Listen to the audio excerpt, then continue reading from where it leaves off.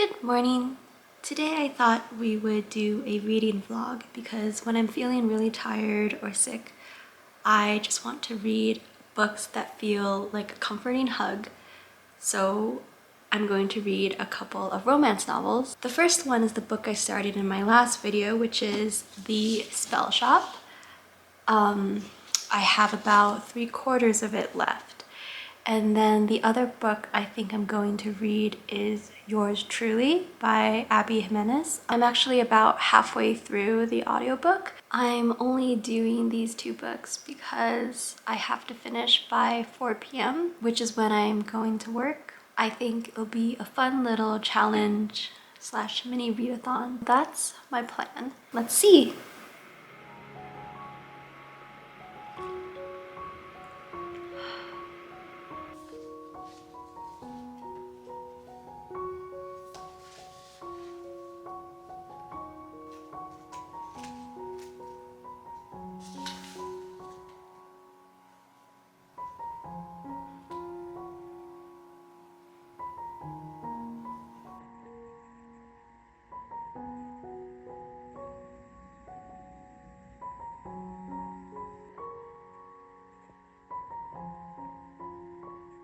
So it's a while later, we had brunch, and I finished reading The Spellshop.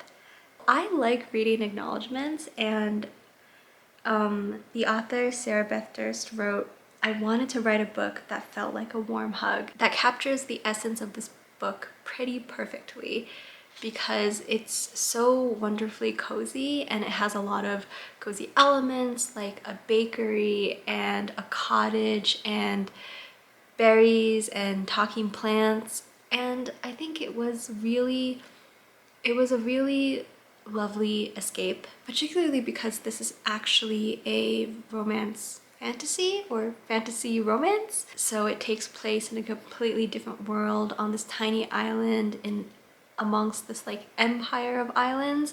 But I wouldn't say the world building is especially essential to the story.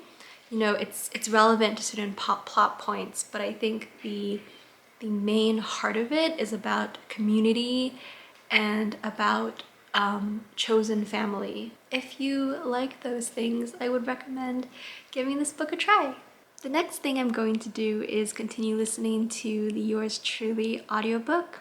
Since it's audio, I think it would be a good opportunity to do some chores, specifically laundry, because after traveling and everything, we have quite a bit of it. So I'm going to start listening to the audiobook and start the laundry, and I'll check in with you later. Almost done.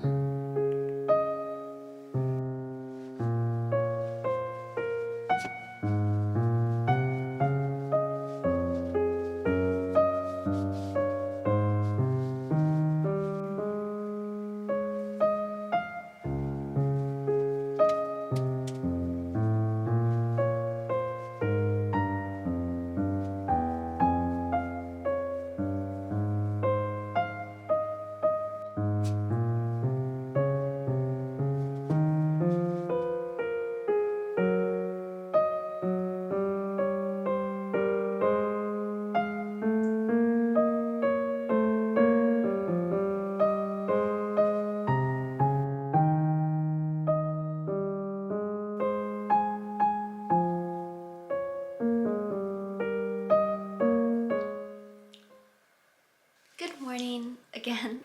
This is the next day.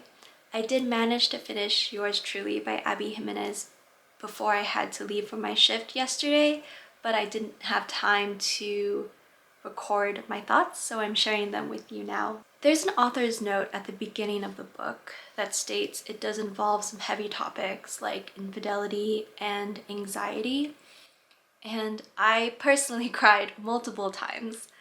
But on the whole, I found the book so encouraging. One thing I really loved was the compassionate perspective that it had on anxiety, both in the writing itself and within the story. One of the characters, Jacob, says that we are a mosaic of all the people we've met and all the things we've been through.